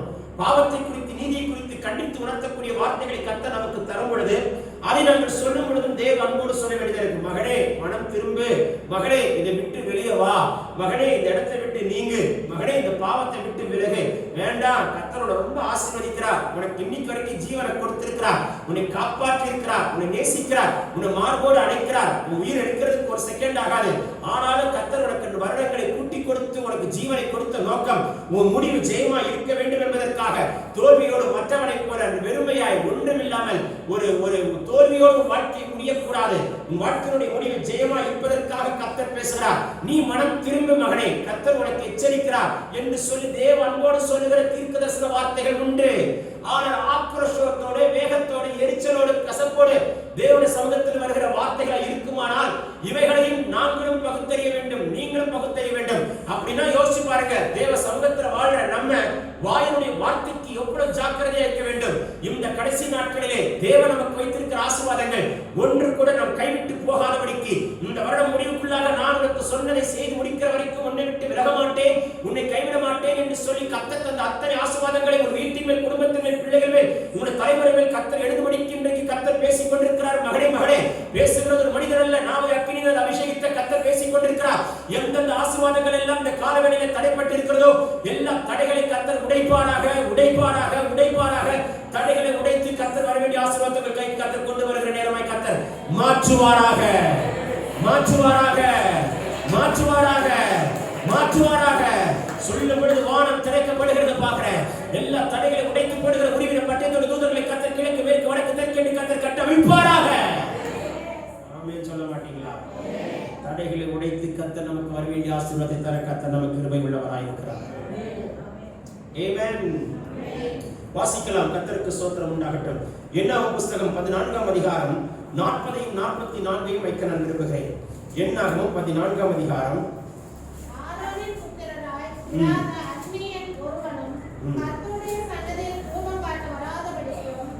என்ன புஸ்தகம் 14ஆம் அதிகாரம் 40 44. நாங்கள் பாவம் செய்தோம், கர்த்தர் வாக்குத்தத்தம் பண்ணின இடத்துக்கு நாங்கள் போவோம் என்று சொல்லி மலையின் உச்சியில் ஏற துணிந்தார்கள். மோசே அவர்களை நோக்கி, நீங்கள் இப்படி கர்த்தரின் கட்டளையை மீறுகிறதென்ன? அது உங்களுக்கு வாய்க்காது. நீங்கள் உங்கள் சத்துருக்களுக்கு முன்பாக முறியடிக்கப்படாதபடிக்கு ஏறி போகாதீர்கள். கர்த்தர் உங்கள் நடுவில் இருக்கிறார். அமலேக்கியரும் கானானியரும் அங்கே உங்களுக்கு முன்னே இருக்கிறார்கள். பட்டயத்தினால் விடுவீர்கள். நீங்கள் கர்த்தரை விட்டு பின்வாங்கினபடியால் கர்த்தர் உங்களோட இருக்க மாட்டார் என்றார். ஆனாலும் அவர்கள் மலையின் உச்சியிலே ஏற துணிந்தார்கள். கர்த்தருடைய உடன்படிக்கையின் பெட்டியும் மோசேயும் பாளையத்தை விட்டு போகவில்லை. மோசேயும் கர்த்தருடைய பெட்டி மாத்திரம்தான் பாளையத்திலே இருந்தது. இவர்கள் துணிகரமாய் மலையின் மேல் ஏறினார்கள் என்று வேதம் சொல்கிறது. அங்கே கர்த்தருக்கு ஸ்தோத்திரம் உண்டாகட்டும். கானானியரும் இன்னொரு கூட்டத்தார் உண்டு. அங்கே கானானியரும் அமலேக்கியர்களும் அவர்களை சங்காரம் பண்ணி போட்டார்கள். மோசேயுடைய வார்த்தைக்கு மீறி நடந்தார்கள். மோசேக்கு விரோதமாய் ஆரோனுக்கு விரோதமாய் எழும்பின இந்த பொல்லாத கூட்டத்தார், ஊழியக்காரனுக்கு விரோதமாய் எழும்பி பேசுகிற ஒரு ஜனத்தினுடைய கூட்டம். இவருடைய வாழ்க்கையில உண்டான ஆபத்து துணிகரம் அதுதான். துணிகரம் அதுதான். மோசேக்கு விரோதமாய் ஆரோனுக்கு விரோதமாய் பேசினார்கள். மிரியாம், நீ தீர்க்கதரிசியா இருக்கலாம், கையிலே தம்புரு வைத்துக் கொண்டிருக்கலாம், நீ பாடல்களை பாடலாம், தீர்க்க தரிசனம் உரைக்கலாம். ஆனால் மோசேயாகிய இந்த தாசன் முகமுகமாய் என்னை சந்திக்கிற மனுஷன், என்று முன்புறத்தையும் பின்புறத்தையும் சந்தித்த மனுஷன் மோசே. வீட்டிலும் எங்கிலும் சாந்தகுணம் உள்ளவர் மோசே, எல்லா இடத்திலும் உண்மை உள்ள மனுஷன் ஒரு மோசே, என்னோட முகமுகமாய் பேசுகிற ஒரு மனுஷன் மோசே. முகமுகமாய் கர்த்தரோடு ஒரு சிநேகிதனை போல கர்த்தர் ஒரு மனிதனோடு பேசுகிறார் என்று சொன்னால், அவனுக்கு விரோதமாய் யார் பேசினாலும் கர்த்தர் இமிடியேட் ஆக்ஷன் எடுப்பாரா? யோசித்து பாருங்கள், எவ்வளவு பயங்கரமான ஒரு காரியம். முகமுகமாய் கர்த்தரோடு பேசுகிற ஒரு மனுஷன் மேல கர்த்தர் எவ்வளவு பிரியமாய் இருக்கிறார். முகமுகமாய் கர்த்தர் உங்களோடு பேசுகிற ஒரு அனுபவத்தை நீங்கள் பெற்றிருப்பீர்கள் என்று சொன்னார், ஆண்டவர் தெய்வம் உங்களோட முகமுகமாய் பேசுகிற ஒரு அனுபவத்தை நீங்கள் பெற்றுக்கொள்ள வேண்டும் என்பது எவ்வளவு நல்லது பாருங்கள். எவ்வளவு தீர்க்கதரிசியா இருக்கட்டும், யாரையா இருக்கட்டும், எத்தனை கூட்டத்தாரா இருக்கட்டும், கர்த்தர் விடவே மாட்டார், நின்று நியாயம் தீர்க்கிறவராய் இருக்கிறார். ஏன்னா என் தாசனாகிய மோசே, என் தாசனாகிய மோசே, என் தாசனாகிய மோசே. ஒரு இடத்துல மோசே சொல்கிறார், என்னை கொன்று போட்டுவிடும், இந்த ஜனத்தை நடத்துவதற்கு முடியாத ஆண்டவரே. தன்னை கொன்று போட்டுவிடும் என்று சொல்கிறானே தவிர இந்த ஜனத்தை கொன்று போட்டுவிடும் என்று தன் வாயிலிருந்து புறப்படவில்லை. ஆண்டவரே, என்னை கொன்று போட்டுவிடும், better I would have died Lord, but ஆனா என் ஜனங்களை ஒண்ணும் பண்ணாதீங்க. இன்னொரு இடத்துல மோசே சொல்கிறான், நீர் என் ஜனங்களை தண்டிப்பீர் என்று சொன்னால் சுற்றி இருக்கிற அந்நியர்கள், புறஜாதியர்கள் எங்கள் ஜனங்களை குறித்து தவறாய் நினைப்பார்கள், உங்களுடைய நாமம் தூஷிக்கப்பட்டு விடுமே, உம்முடைய நாமம் தூஷிக்கப்பட்டு விடுமே. மோசேயுடைய கான்செப்ட் பாருங்க, அத்தனை உபத்திரவத்திலும் அவருடைய கண்ணோட்டம் சரியா இருக்கிறது, அத்தனை உபத்திரவத்திலும் அவருடைய போற பாதை கரெக்டா இருக்கிறது. அவரை சுற்றிலும் பல சூழ்நிலைகள். உங்களுக்கு ஒரு காரியத்தை சொல்கிறேன், மோசே இருந்த நாட்களுக்கும் யோசுவா இருந்த நாட்களுக்கும் வித்தியாசம் உண்டு. மோசே இருந்த நாட்களிலே இஸ்ரவேல் ஜனங்கள் ஆட்டாத வாழை இல்லை, பயங்கரமா வாழாட்டினாங்க. அவங்க எங்கெல்லாம் போனாங்களோ அங்கெல்லாம் ஒரு பிரச்சனையை கிரியேட் பண்ணிட்டே இருந்தார்கள் ஜனங்கள். ஆனா யோசுவா இருந்த நாட்களில் ஒருத்தர் கூட ஒரு வாழை கூட ஆட்டல, ஒரே ஒருத்தர் மட்டும் வாழாட்டினா அவன் பேர் ஆகான். அவன் சாபத்தினானதை எடுத்துக்கொண்டான், கல்லெறிந்து கொல்லப்பட்டான். அப்போ மோசே நாட்களுக்கும் யோசுவா நாட்களுக்கும் என்ன வித்தியாசம்? மோசே நாட்கள் முந்தின தலைமுறைகள், யோசுவாவின் நாட்கள் அடுத்த தலைமுறைகள். முந்தின தலைமுறைகளுக்கு உண்டான சாபம் பிந்தின தலைமுறைகளுக்கு உண்டாகாதபடிக்கு கர்த்தர் காத்தார். என பிந்தின தலைமுறை கீழ்ப்படிந்தது. முந்தின தலைமுறைக்குள்ளாக எகிப்தின் ஆவி இருந்தது, பிந்தின தலைமுறைக்குள்ளாக இஸ்ரவேலருடைய தேவனாகிய கர்த்தருடைய ஆவியானவர் அவர்களுக்குள் இருக்கிறார். முந்தின தலைமுறை எகிப்தின் ஆவி, எகிப்தை விட்டு வெளியே வந்து 400 வருஷம் ஆனாலும், வருடங்கள் கடந்து போனாலும் அவர்களுக்குள்ள எகிப்தின் ஆவி அவர்களை கட்டிதான் வைத்திருந்தது. என்னதான் வானத்திலிருந்து மன்னாவை கர்த்தர் கொடுத்தாலும் எகிப்தின் ஆவி அவர்களை கட்டிதான் இருந்தது. என்னதான் கர்த்தர் அவரை உட்கார வைத்து ஆகாரம் கொடுத்து கண்மலையிலிருந்து தண்ணீரை நீரூற்றை பருக கொடுத்து எல்லா விதமான சகல ஆசீர்வாதங்களை கர்த்தர் கொடுத்தாலும் அவர்களுக்குள்ள கட்டி வைத்திருக்கிற எகிப்தின் ஆவி வனாந்திரத்தில் அவரை சங்காரம் பண்ணி முடித்தது. சொல்ல போனால் முடிவு தோல்வியோடு முடித்தார்கள். தோல்வியோடு முடிக்கிறதற்கு காரணம் அவர்களுக்குள்ளே குடிபுகுந்த எகிப்தின் ஆவி. 430 வருஷம் எகிப்திலே குடியிருந்தார்கள். அதே மோசே தான் அரண்மனையிலே வளர்ந்தவன் தான், அரண்மனையிலே சாப்பிட்டவன் தான், அரண்மனையினுடைய வஸ்திரத்தை உடுத்தியவன் தான். ஆனால் எகிப்தின் ஆவி அவனை ஒட்டவில்லை, அவனை ஒட்டவில்லை. அவனுக்குள்ளே கர்த்தருடைய பிரசன்னம் நிரம்பி இருந்தது. இவர்களுக்குள்ளே பிரசன்னம் இல்லை, அவர்களுக்குள்ளே பிரசன்னம் இருந்தது. இத்தனைக்கும் இஸ்ரவேல் ஜனங்களை வழி நடத்துகிறது. கண்ணார பார்த்தார்கள், பகலிலே ஒரு மேகஸ்தம்பம், இரவிலே ஒரு அக்கினி ஸ்தம்பம். கண்ணார கண்டார்கள், கண்ணார பார்த்தார்கள். முன்னே ஒரு தூதன், பின்னே நின்ற ஒரு தூதன், முன்னே நின்ற தூதன் பின்னே நின்றான். எகிப்து இஸ்ரவேலை தொடாதபடிக்கு கர்த்தர் நடுவில் ஒரு தூதனை நிறுத்தி வைத்ததை கண்ணார பார்த்தார்கள். அவ்வளவு அற்புதங்களை கண்ணார பார்த்தவர்கள் இந்த முதல் தலைமுறையாக இருக்கிற இஸ்ரவேலர்கள். ஆனால் கர்த்தருடைய ஆவி அவர்களுக்குள் இல்லை, எகிப்தின் ஆவி இருந்தது. நீங்களும் நானும் உங்க வாழ்க்கையில ரொம்ப ஜாக்கிரதையா இருக்க வேண்டிய, ஆண்டவரே நீர் என்னோட இருங்க, உங்க ஆவி என்னோட இருக்கட்டும், உங்களுடைய பிரசன்னம் என்னோட இருக்கட்டும், நீர் என்ன ஆளுகை செய்யுங்க. எந்த தலைமுறையும் என்னை தொடக்கூடாது, தலைமுறையினுடைய ஆவிகள் என்னை தொடக்கூடாது. அப்படின்னா தலைமுறைகளுக்குள் இருக்கிற சாபங்கள் என்னை தொடக்கூடாது. உன்னோட முற்பிதாக்களுக்குள் பல சாபங்கள் இருந்திருக்கலாம். ஒரு காலத்துல ஆகா ஓகோன்னு இருந்திருப்பாங்க, இன்னைக்கு நம்ம ஒண்ணுமே இல்லாம போயிருப்போம். காரணம் தெரியுமா? அந்த சாபங்கள் நம்மளை தாக்கி இருக்கலாம். நம்மளை விடுவித்து அந்த சாபத்திலிருந்து கர்த்தர் விடுவித்து நம்மளை மறுபடியும் ஆசீர்வதித்து உயர்த்தி இருக்கலாம். ஆனாலும் அவர்களுக்குள் இருக்கிற அந்த சத்துருடைய கிரியைகள் நம்மளை தொடக்கூடாது. கோபம், எரிச்சல், கசப்பு, பிடிவாதம், சந்தேகம், இச்சை, சுயம், அகம்பாவம் இவைகள் எல்லாம் தலைமுறையை தொடர்கிற முரட்டாட்டம் இஸ்ரவேலுக்குள் இருந்தது. எகிப்தின் ஆவி, கடின கழுத்து, கடின இருதயம், எகிப்தின் ஆவி இவைகள் தான் இஸ்ரவேலை வளரக்கூடாதபடிக்கு, ஆசீர்வாதத்தை எடுத்துக் கொள்ளக்கூடாதபடிக்கு தடுத்தது. ஆனால் அடுத்த தலைமுறை வனாந்தரத்தில் பிறந்தது. அது பிறந்து பார்க்கிறது வனாந்தரம், பிறந்து பார்க்கிறது ருசிக்கிறது மன்னா, பிறந்து வளர்கிறது மன்னாவிலே 40 வருஷம். இருக்கீங்களா? 40 வருஷமா ஒரு சின்ன குழந்தை என்ன சாப்பிட்டு வளர்ந்திருக்கு? சத்தமா சொல்லுங்க, சத்தமா சொல்லுங்க, சத்தமா சொல்லுங்களேன். எகிப்துல இருக்கிற வெள்ளரிக்காவோ வெள்ளை பூண்டோ சாப்பிட்டவனுக்குள்ள கானானுக்குள்ள போல. ஆனா பிறக்கும் பொழுதே மன்னாவை சாப்பிட்டது கானானுக்குள்ள போயிருக்கு.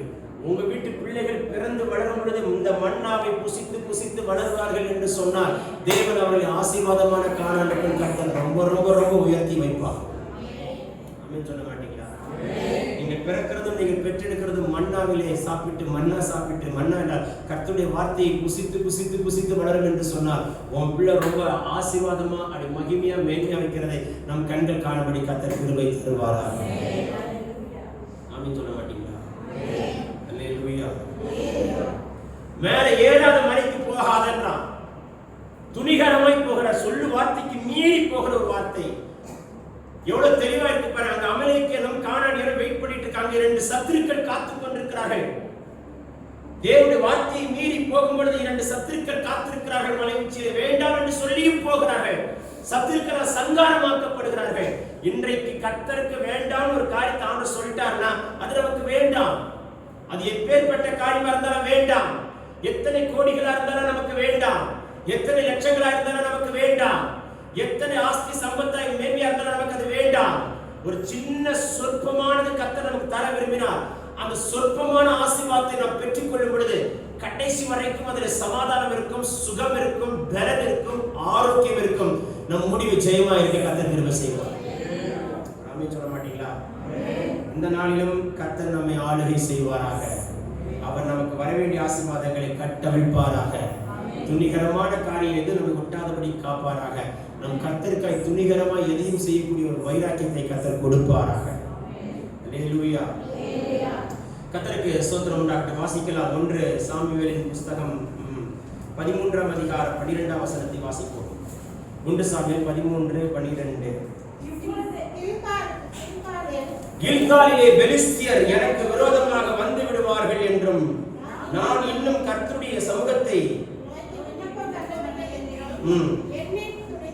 எண்ணி துணிந்து சர்வாங்க தகன பலியை செலுத்தினான் சவுல். உன் அழைப்பு என்ன? ஆசாரித்துவத்தின் அழைப்பு. உன் மேல வச்ச அபிஷேகம் என்ன? ராஜரீக தீர்க்க தரிசன அபிஷேகம். நீ எனக்கு துணிந்து போய் சர்வாங்க தகன பலி செலுத்தினான். நான் வரும் வரைக்கும் காத்திரு என்றுதானே நான் சொன்னேன். சாமுவேல் தீர்க்கதரிசி சொல்றான், நான் வர்ற வரைக்கும் நீ வெயிட் பண்றதுல என்ன இருக்கு? பொறுமை எவ்வளவு தேவ சித்தத்தை நிறைவேற்றும் தெரியுமா? பொறுமை உங்க வாழ்க்கையில எவ்வளவு தூரத்துக்கு தேவனுடைய திட்டத்தை கொண்டு வர தெரியுமா? அவசரப்படாதீர்கள். பொறுமை உள்ளவர்கள் பாக்கியவான்கள். யோபின் பொறுமையை அறிந்திருக்கிறீரே. ஜெபம் பண்ண உடனே பதில் கிடைக்கலன்னா உங்களுக்கு மைண்டே அப்செட் ஆயிடும். எங்க ஆண்டவர் எங்க இருக்கிறார்? ஜெபத்தை கேட்கிறாரா? மறந்துட்டார். அவருக்கு ஜெபமே என்னை பிடிக்கல போல இருக்கு. அப்படிலாம் நம்ம உட்காந்து புறம்பிட்டு இருக்குமே தவிர ஆண்டவர் ஏன் மகனே நான் உனக்கு லேட்டா தர உண்மைதான், ஆனா உனக்கு டபுள் மடங்கு கிரேட்டா தரணும்னு வச்சிருக்கிறேனே உனக்கு புரியலையான்னு கத்த கேட்கிறாரு. ஆமென் சொல்ல மாட்டீங்களா? ஆண்டவர் செய்ய விரும்புகிறது அதுதான். உன் வாழ்க்கையில அவசரப்படாதீர்கள், பொறுமையாயிருங்கள். கர்த்தருக்கு ஸ்தோத்திரம் உண்டாகட்டும். 10 வருஷமா எங்களுக்கு குழந்தை இல்லாத நாட்களிலே 10 வருடங்கள் பொறுமையாய் தான் காத்திருக்க வேண்டி வைத்தார். சிலருக்கு 5 வருடம் காத்திருக்க வைக்கிறார். ஒரு வேலைக்காக நான் 5 வருடங்கள் காத்திருந்தேன். அந்த 5 வருடங்கள் ஆண்டவர் விட்டு விலகவில்லை. 5 வருடங்களுக்கு காத்திருந்த ஆசீர்வாதத்தை அடுத்த 3 வருடங்களிலே கர்த்தர் கொடுத்து விட்டார். 5 வருடமா எனக்கு வேலை இல்ல, 5 வருடமா வேலை செஞ்சு சம்பாதிக்கிறத 3 வருஷத்துல அதிகமாய் சம்பாதிக்க, அவனை விட அதிகமாய் சம்பாதிக்கத்தக்கதான கிருபைகளை கர்த்தர் கொடுத்து உயர்த்துகிறவர் கர்த்தர். காரணம் நீ 5 வருடமா என் காத்திருந்தாலே என் சமூகத்தில் உட்கார்ந்து காத்திருக்கிறவ. ஒரு ஆசீர்வாதத்துக்காய் நீ காத்திருக்கிறாய், தேவ சமூகத்தில் உட்கார்ந்து காத்திரு. ஒரு ஆசீர்வாதத்துக்காய் காத்திருக்கிறாய், கர்த்தருடைய சமூகத்தில் உட்கார்ந்து காத்திரு. அதை விட்டு அவசரப்படாதே மகனே. அவசரப்படுகிறதுனாலே உனக்கு கொடுக்க வேண்டிய ஆசீர்வாதங்களை இழந்து போவாய். ஆண்டவர் தான் ஆசீர்வாதத்தை தடுத்து வைக்கிறார். ஆண்டவர் தான் ஆசீர்வாதத்தை அடைத்து வைத்திருக்கிறார். அடைத்தவருக்கு கொடுக்க தெரியும், தடுத்தவருக்கு உடைத்து கொண்டு திரும்ப கைக்கு 2 மடங்கு தர தெரியும். அவர் திட்டத்தை நீ அறிந்து கொள்வாய் என்று சொன்னால் நீ பயப்பட மாட்டாய், கலங்க மாட்டாய். கர்த்தருடைய ஜெயமா நடத்துகிறதை காண உனக்கு கிருபை தருவார். அவசரப்படாதீங்க, பொறுமையாக இருங்கள். தேவன் வைத்த ஆசீர்வாதங்களை யாரும் தடுக்க முடியாது. கர்த்தருடைய வர வேண்டிய கை கொண்டு வந்து கொடுப்பார். ஏற்ற காலத்தில் பெய்கிற மழை அநேகருக்கு ஆசீர்வாதம். ஏற்ற காலத்தில் மழை உண்டாக்குவார், பூமியை நடைய பண்ணுவார், புல் பூண்டுகளை முளைக்க செய்வார். விதைக்கிறவனுக்கு விதைக்கிறவனுக்கு விதையும் உழுகிறவனுக்கு ஆகாரத்தை கொடுப்பார். ஏற்ற காலத்தில் வருகிற ஆசீர்வாதம் தான் ஆசீர்வாதம். அதற்கு முன்னே வேண்டாம், அதற்கு பின்னே வேண்டாம். நான் வர்ற வரைக்கும் காத்திரு என்றுதான் சொன்னேன். சவுல், நீ ஏன் அவசரப்பட்டாய்? ஜனங்களை பிரியப்படுத்த போனாயா? என்னை பிரியப்படுத்த போனாயா? நீ கர்த்தரை பிரியப்படுத்த வேண்டும் என்று சொன்னால் சில நேரங்கள் ஜனங்களை பிரியப்படுத்த முடியாது. ஜனங்களை பிரியப்படுத்த நினைத்தால் கர்த்தரை பிரியப்படுத்த முடியாது. அது எங்களுக்கு கொடுக்கப்பட்ட காரியம். உங்களை பிரியப்படுத்தும்படிக்கு நாங்கள் ஒரு காரியத்தை செய்தால் கர்த்தரை கணக்கு கேட்பார். கர்த்தரை மாத்திரம் பிரியப்படுத்தும் பொழுது உங்களுக்கு அது குழப்பமாக இருக்கும், புரிந்து கொள்ள தெரியாது. ஏன் இப்படி பண்ணுகிறார், ஏன் இப்படி செய்கிறார், ஏன் இப்படி பண்ணுகிறார் என்று தோணும். நாங்கள் கர்த்தரை பிரியப்படுத்த வேண்டும் என்பது எங்கள் நோக்கம், உங்களே அல்ல. உங்களை பிரியப்படுத்தும்படி பேசணும் என்று சொன்னால் தேவனை பிரியப்படுத்த முடியாது. எங்களுக்கு தேவன் தானே முக்கியம், நமக்கும் தேவன் தானே முக்கியம், உங்களுக்கும் தேவன் தானே முக்கியம். உங்க சொந்தக்காரரை பிரியப்படுத்த விரும்புகிறீர்களா? தேவனை பிரியப்படுத்த விரும்புகிறீர்களா? உங்க சொந்தக்காரர்களை புரிந்து கொள்ளாமல் போகலாம், உறவினர்களை புரிந்து கொள்ளாமல் போகலாம். ஆனால் நீ கர்த்தரை பிரியப்படுத்தி வாழும் பொழுது என் தேவன் அதே சொந்தக்காரர்கள் பின்னாலே உன்னை புரிந்து கொள்வார்கள். நீ செய்ததும், நீ போனதும், நீ கடந்ததும், நீ கொண்டு வந்தது எல்லாமே சரியாக இருந்திருக்கிறாய் என்று கர்த்தர் புரிந்து கொள்ள செய்வார்.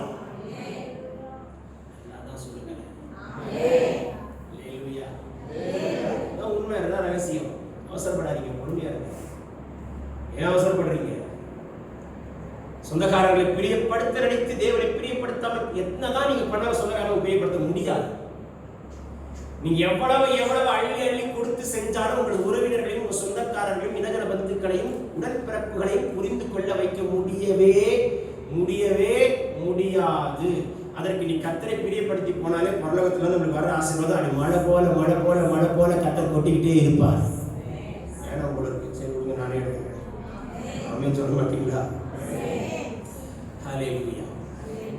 2 சாமுவேல் புத்தகம் 23ஆம் அதிகாரம் 16ஆம் வசனம். 2 சாமுவேல் 23. அப்பொழுது இந்த 3 பராக்கிரமசாலிகளும் பெலிஸ்தரின் பாளையத்துக்குள் துணிந்து போய்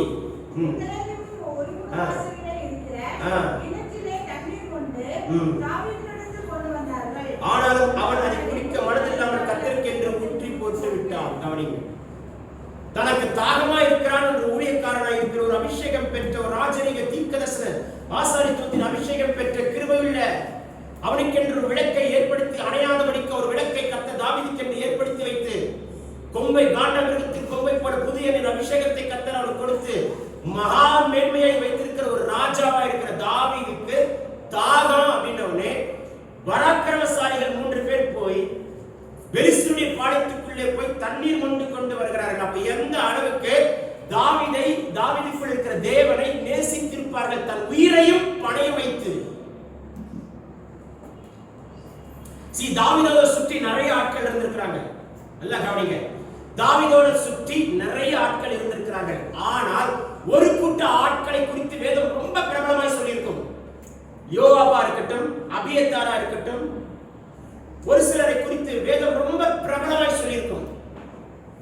ஆனால் கர்த்தருக்கு ஸ்தோத்திரம், ஒரு சிலரை குறித்து வேதம் ரொம்ப சிறியதாய் சொல்லியிருக்கும். ஆனால் வேதம் சிறியதாய் சொன்ன அந்த ஒரு சில கூட்டத்தார் தாவீதை உண்மையாக நேசித்திருக்கிறார்கள். பெரிய வேலைகளை செய்த பெரிய கூட்டத்தாரை காட்டிலும் சிறிய வேலைகளை செய்த சிறிய கூட்டத்தார் தாவீதை அதிகமாக நேசித்திருக்கிறார்கள். யார் என்று சொன்னால் ஆசாப், எதுதும், ஏமான், இவர்கள் எல்லாம் சங்கீதக்காரர்கள். இவர்கள் உண்மையாய் கர்த்தருக்கென்று தாவீதோடு இருந்த ஊழியத்திலே வாசித்தவர்கள், தம்புருவையும் சுரமண்டலத்தையும் எடுத்து வாசித்தவர்கள். இவர்கள் பின்னாலே ஆராதனை வீரர்களாய் தொடங்கினவர்களை கர்த்தர் பின்னாலே இவர்களை ஞான திருஷ்டிக்காரர்களாய் கர்த்தர் மாற்றினார். அதுபோல தாவீதோடு இருந்த சில பராக்கிரமசாலிகள் என்று சொல்லி வேதத்தில் அநேகரை சொல்லி இருக்கிறது. இவர்கள் எல்லாம் பராக்கிரமசாலிகள் தாவீதோடு கூட இருந்திருக்கிறார்கள். இந்த பராக்கிரமசாலிகள் சிங்க கெபிக்குள் போய் சிங்கத்தை கொன்று போட்டு வந்தவர்கள். தாவீதோடு இருந்த பராக்கிரமசாலிகள் பட்டத்தை விட்டு கையை பிடிக்க முடியவில்லையா, கையிட்டு விட்டு பட்டத்தை பிடிக்க முடியவில்லையா, அப்படிப்பட்ட பராக்கிரமசாலிகளை தாவீதுக்கு கொடுத்திருந்தார். நல்லா கவனிங்க, நீங்க பராக்கிரமசாலியா இருக்கணும், உன்னை சுற்றி இருக்கிற ஆட்களும் பராக்கிரமசாலிகளோட தான் நீங்க இணைந்திருக்கணும். புலம்புகிற, சண்டை போட, கெட்ட வார்த்தை பேசுகிற, ஊர்க்கதை பேசுகிற, ஆகாத சம்பாஷணைகளை பேசுகிற, தீமையானவைகளை பேசுகிற ஆட்களோடு அல்ல.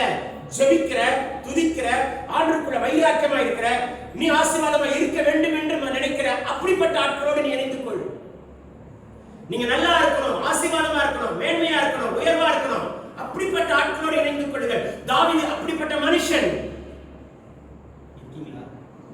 நீங்க அமைதியா இருப்பீங்கன்னு நினைச்சிட்டு நல்ல ஆமென் சொல்லுங்க. நீ யாரோடு இருக்கிறாயோ அவர்களுக்கு உண்டான ஆசீர்வாதங்களை உங்களுக்கு கர்த்தர் நிச்சயமா கொடுத்தே தீருவார், கொடுத்தே தீருவார். ஒலிவ மரத்தின் நிழல் இருந்தா ஒலிவ மரத்தினுடைய எண்ணெய் உங்களுக்கு தான். ஆமென் இல்லையா?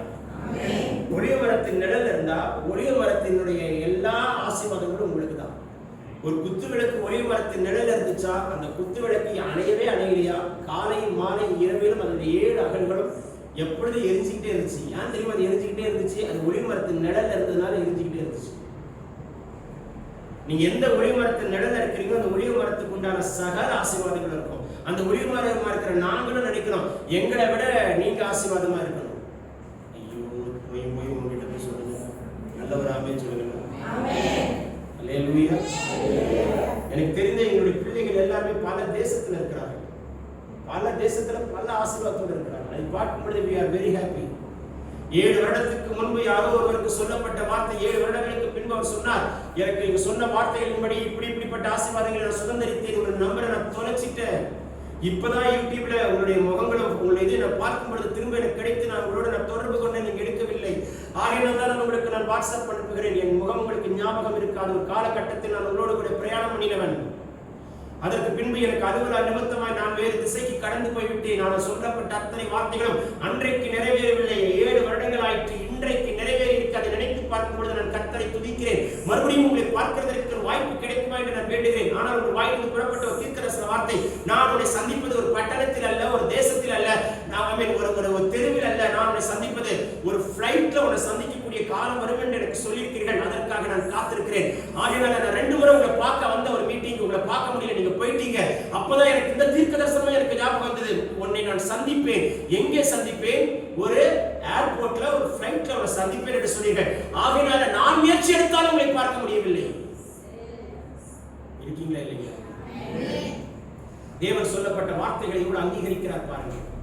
சொல்லுகிற ஒரு வார்த்தை கூட உங்க தலைமையில இருக்கிற ஒரு வார்த்தை கூட தரையில விடாதுங்க. கர்த்தர் உங்களுக்கு அப்படியே நிறைவேற்றுவார், அப்படியே நிறைவேற்றுவார், அப்படியே நிறைவேற்றுவார். அப்படியே நான் போய் சொல்ல மாட்டார், மனமாற மாட்டார். உங்க தலைமையில கொடுத்த ஒரு வார்த்தை கூட மண்ணில் இதுவரைக்கும் உங்களுக்கு தந்த வார்த்தைகள் எல்லாம் யார் யாரோ கொடுத்த வார்த்தைகள் வீணாய் போயிருக்கலாம். என் பரத்திலிருந்து கொடுக்கிறேன் ஆண்டவருடைய வார்த்தை ஒன்று கூட தரையில் விடாது. பராக்கிரமசாலியாய் மாறு. தாவீதை குறித்து 1 சாமுவேல் 16ஆம் அதிகாரத்திலே ஒரு சொல்லுகிறான் சவுலுடைய வேலைக்காரன், அவன் காரிய சமர்த்தன், அவன் பராக்கிரமசாலி, அவன் யுத்த வீரன். தாவீதை குறித்து சொல்லப்படுகிற வார்த்தை இதுதான். 16ஆம் அதிகாரத்திலேயே ஆடுகளை மேய்த்துக் கொண்டிருக்கும் பொழுது அவன் கொடுக்கப்படுகிற அங்கீகாரம் அவன் பராக்கிரமசாலி. இவன் ஒரு ஆடுகளை மேய்த்துக் கொண்டிருக்கிறான். ஆனால் பட்டம் எப்படி பாருங்கள், யுத்த வீரன், பராக்கிரமசாலி, காரிய சமர்த்தனவன், சௌந்தரியம் உள்ளவன். கர்த்தர் அவனோடு கூட இருக்கிறார். அழகிய கண்களுடையவன், நல்ல ரூபம் உடையவன். எப்ப சொல்லப்படுகிற வார்த்தை?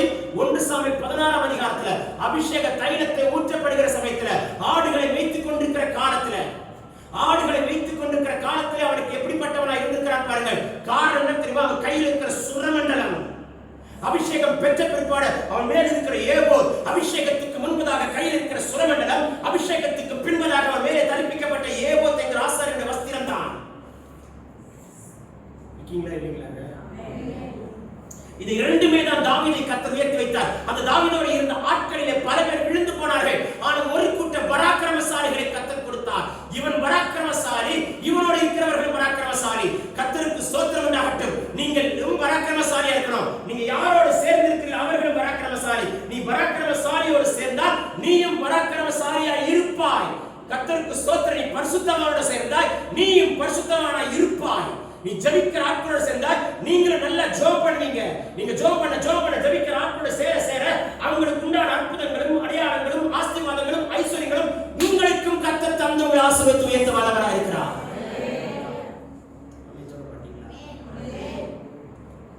ஹல்லேலூயா. பர்சிலா என்கிற ஒரு மனுஷன் இருந்தான்.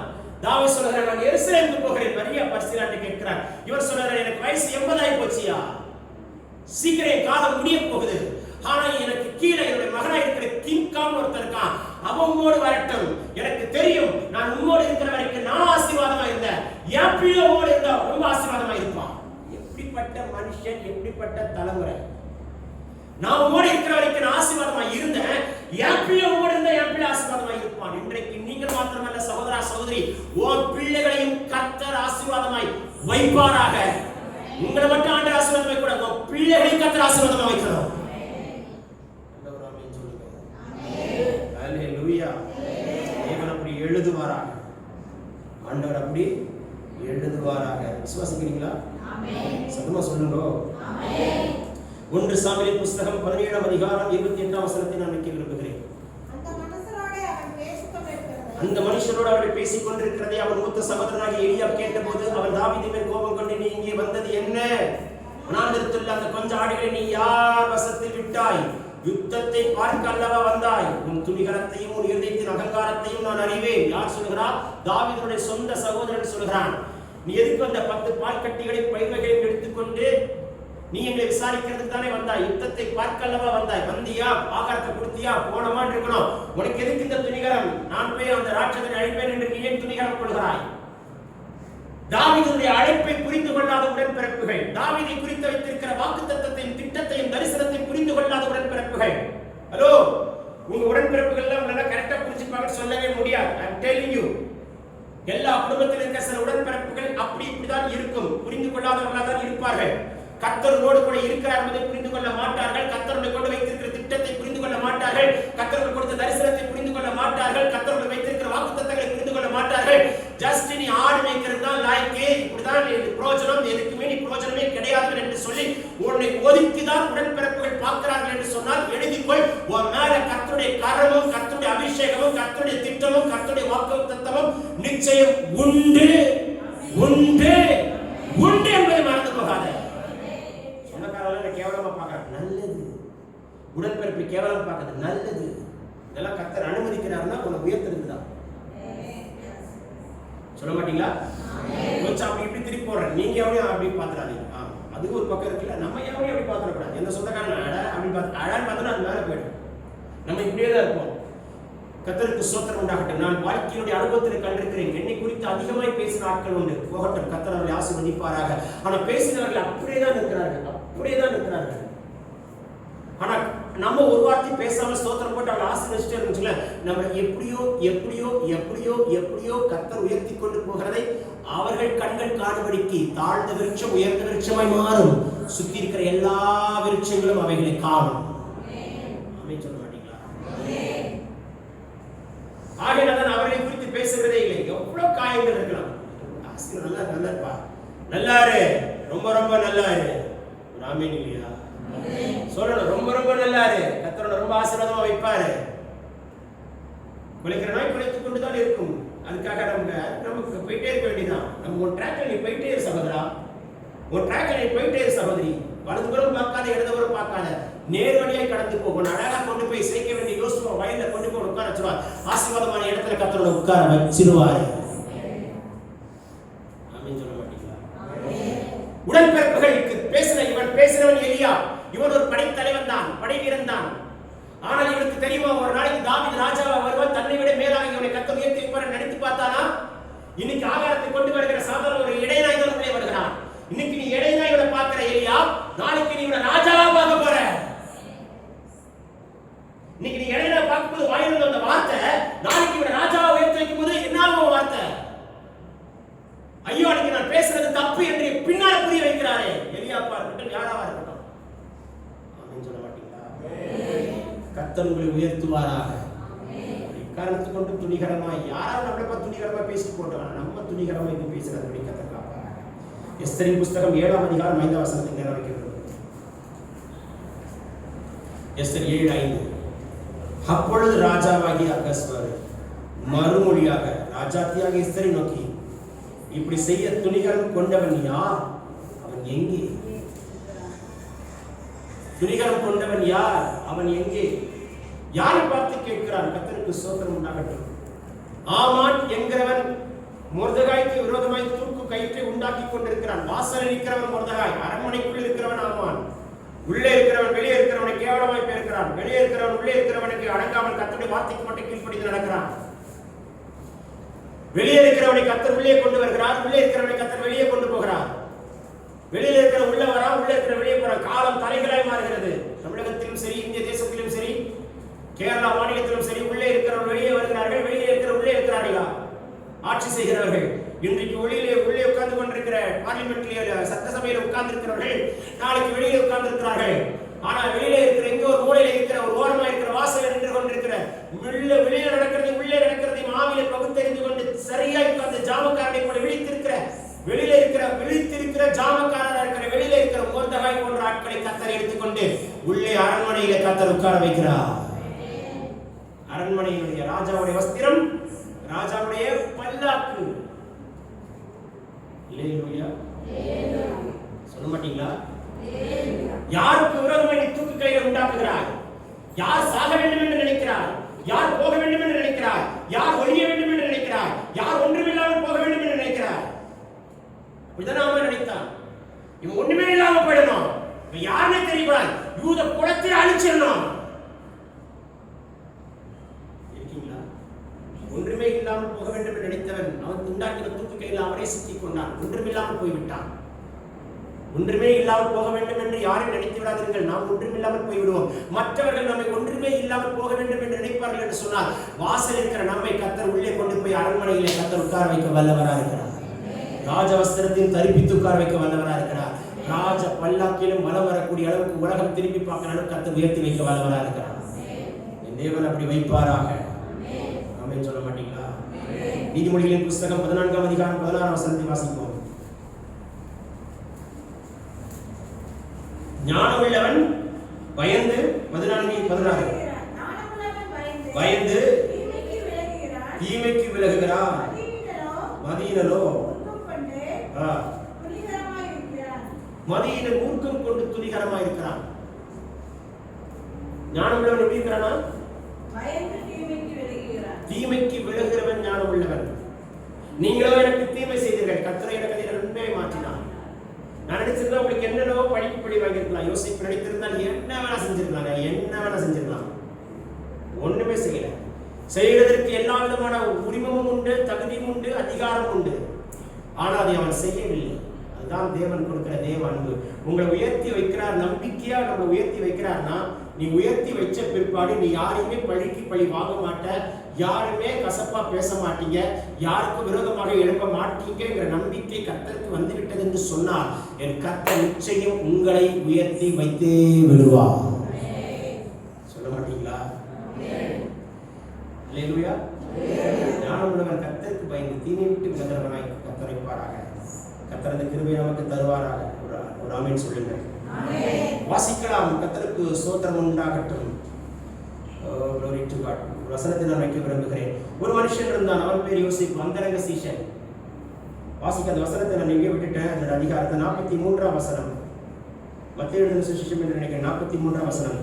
கணபொருந்திய ஆலோசனை காரணம், அரிமத்தியா ஊரானும், தேவனுடைய ராஜ்யம் வர காத்திருக்கிறவனும் ஆகிய யோசேப்பு என்பவன் வந்து பிலாத்துவினிடத்தில் போய் துணிந்து போய் கர்த்தருக்காக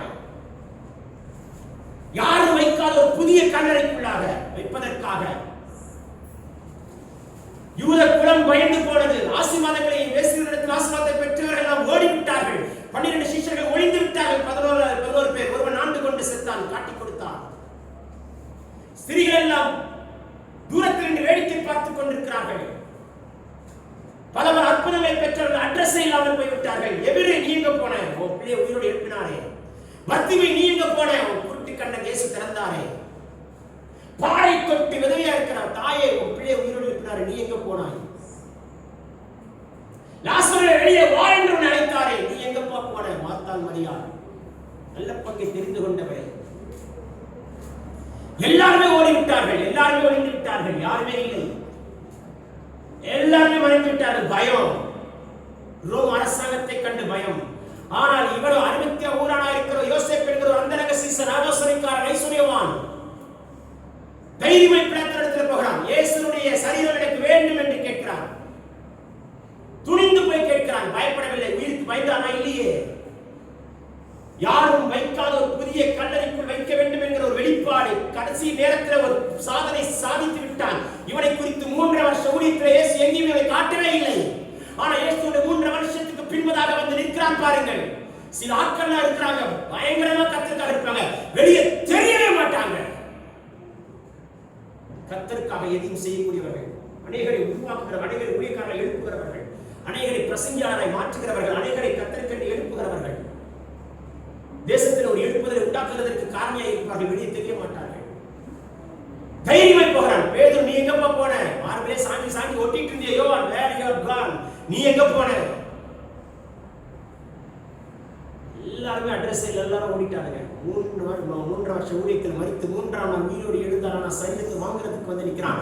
எனக்கு இந்த சரீரம் வேணும், எனக்கு இந்த சரீரம் வேணும், எனக்கு கொடுக்கப்பட்ட ஊழியத்தை நான் செய்து முடிக்க விரும்புகிறேன். இதுதான் டைம், கொடுக்கப்பட்ட ஊழியத்தை நான் செய்ய வேண்டிய டைம் ஹஸ் கம். 3 வருஷம் இயேசு ஊழியத்தில் இருக்கும் பொழுது இவன் தூரத்தில் எங்கே உட்கார்ந்து வார்த்தைகளை கேட்டுதான் இருந்திருப்பான், தொடப்பட்டிருப்பான்.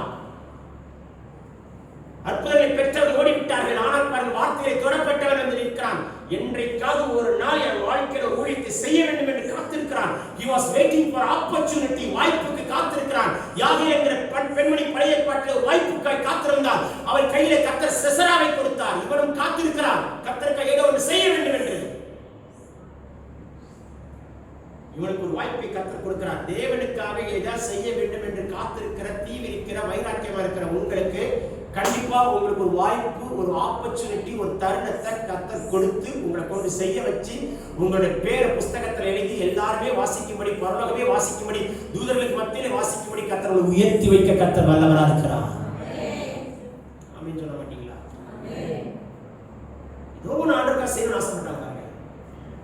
எல்லாரும் பயந்து நடுங்கிட்டு இருக்கிறாங்க. ஓடி போய் கூட்டின் அறைக்குள் ஒளிந்து கொண்டிருக்கிற கூட்டம் அவ்வளவு நடுக்கத்தில் இருக்கிறாங்க. இயேசுவோட அவ்வளவு பெரிய கிரௌட் இருந்துச்சு. இப்போ ஒருத்தன் கூட இல்ல, அப்படியே விட்டு போயிட்டாங்க. பயம், எங்க ரோம அரசாங்கம் தன்னையும் கொன்று விடுமோ என்ற பயம். ஆனா இவன் மட்டும் பாருங்க, இந்த சிச்சுவேஷன்ல இவனுக்கு எப்படிங்க தைரியம் வந்துச்சு? பரிசுத்த ஆவியானவர் தைரியத்தை கொடுக்கிறவர். பயந்தானா? ரோம அரசாங்கத்தை கண்டு பயந்தானா? ஏறதை கொண்டு பயந்தானா? பிலாத்துவை கண்டு பயந்தானா? எவனை கண்டு பயப்படல. போடா, துணிகரமாய் போய் துணிந்து கேட்கிறான். இயேசுவின் சரீரத்தை நான் எடுத்துக்கொள்ளவா? எடுத்துக்கோ, போ. செத்த சரீரத்தை என்ன பண்ண போற? எடுத்துக்கொள்கிறான். யாரும் வைக்காத, ஒருவர் வைக்காத ஒரு கல்லறையில் கொண்டு வைக்கிறான். Something he has done. காரியத்தை சாதித்து முடித்து காலத்தை முடித்தான். ஒரு காரியத்தை சாதித்து முடித்து காலத்தை முடித்தான். நோவா ஒரு பேரை கட்டி ஒரு சாதித்து முடித்து காலத்தை முடித்தான். உங்களை கொண்டு கர்த்தர் கட்டி, உங்க அப்பா கட்டுறதுல கட்டிட்டு உட்கார்ந்துட்டு குடியிருக்கிறதுக்கு ஒண்ணு வைக்கல. நீ கர்த்தருக்குன்னு கட்டுறதை நீ கட்டிக்கிறத ஒரு சந்ததி பார்க்கணும். ஒரு சந்ததி சொல்லணும், எங்க தாத்தா கட்டுறதை வச்சு எங்க அப்பா வாழல, எங்க அப்பா கட்டுறதை வச்சு ஒரு சந்ததி வாழக்கூடாது. ஒரு சந்ததி சொல்லணும், அவனை கொண்டு கட்டுறதை கர்த்தர் கட்டி. ஒரு ஆமெனே இல்லையா? ஆமென் சொல்ல மாட்டீங்களா? நீங்க ஒவ்வொரு செங்கலை வாங்கி கட்டும்போது நீங்க எவ்வளவு பாடுபட்டிருப்பீங்க, எவ்வளவு பாடுபட்டிருப்பீங்க, எவ்வளவு கண்ணீர் வச்சிருப்பீங்க, எவ்வளவு அலைஞ்சிருப்பீங்க, எவ்வளவு காத்திருப்பீங்க. ஒரு சந்ததிக்கு உட்கார்ந்து கட்ட, அது கட்டுறது என்ன? அதை கட்டுறதை நீங்க பார்க்கணும். நீங்க கட்டி வச்சதுல உட்கார்ந்து புசிச்சு உட்கார்ந்து இருக்கிற சந்ததியா இருக்கக்கூடாது. அது கட்டுறதை நீங்க பார்க்கணும். அது தலைமுறை கட்டுறதை நீங்க பார்க்கணும். பேரன் கட்டுறதை கொண்டு மெத்திசல பார்த்தாங்கல்ல, அந்த மாதிரி நீங்க பார்க்கணும். நீங்க கட்டினதுல உங்க பிள்ளை உட்கார்ந்து புசிச்சு உட்கார்ந்து அடிச்சுக்கோங்க, எழுதிக்கோங்க. உங்க பிள்ளை முடிவு தோல்வியோட தான் இருக்கும், உங்க முடிவு தோல்வியோட தான் இருக்கும். உங்க பிள்ளைக்கு அது என்ன வந்துடக்கூடாது, எங்க அப்பா எனக்கு இதை வாங்கி வச்சிருக்காரு, எங்க அப்பா எனக்கு அதை வாங்கி வச்சிருக்காரு, உங்க பிள்ளைக்கு வரவே கூடாது. உன் பிள்ளை முழங்கால் போட்டு, உன் பிள்ளை ஜோம் பண்ணி, உன் பிள்ளை கட்டத்தை வாங்கி, உன் பிள்ளை கட்டுறதை நீ பார்க்கும்போது ஆசீர்வாதம் உங்களுக்கு. ஆமென் இல்லையா? ஆண்டவர் நல்ல சொல்லுங்க, சத்தமா ஆண்டவர் ஆமென் சொல்லுங்க. தேவன் அப்படி நம்ம வைப்பாராக, சந்ததிகளை கர்த்தர் அப்படி வைப்பாராக. அல்லேலூயா. நான் ரொம்ப நல்லது. அப்போஸ்தலர் நடவடிக்கைகள் 19ஆம் அதிகாரம்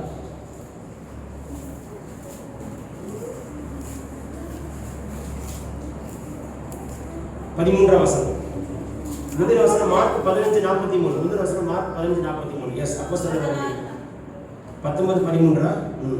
அப்பொழுது தேசாதிபதிகளாகிய மந்திரவாதிகளாகிய யூதரில் சிலர் பொல்லாத ஆவிகள் பிடித்திருக்கிறவர்கள் மேல் கர்த்தராகிய இயேசுவின் நாமத்தை சொல்ல துணிந்து பவுல் பிரசங்கிக்கிற இயேசுவின் பேரில் ஆணையிட்டு அவர்களுக்கு கட்டளை கொடுக்கிறோம் என்றார்கள். கீழே வாசிங்க. பிரதான ஆசாரியரும் சேவா என்னும் ஒரு யூதருடைய குமாரர் 7 பேருக்கு செய்தார்கள்.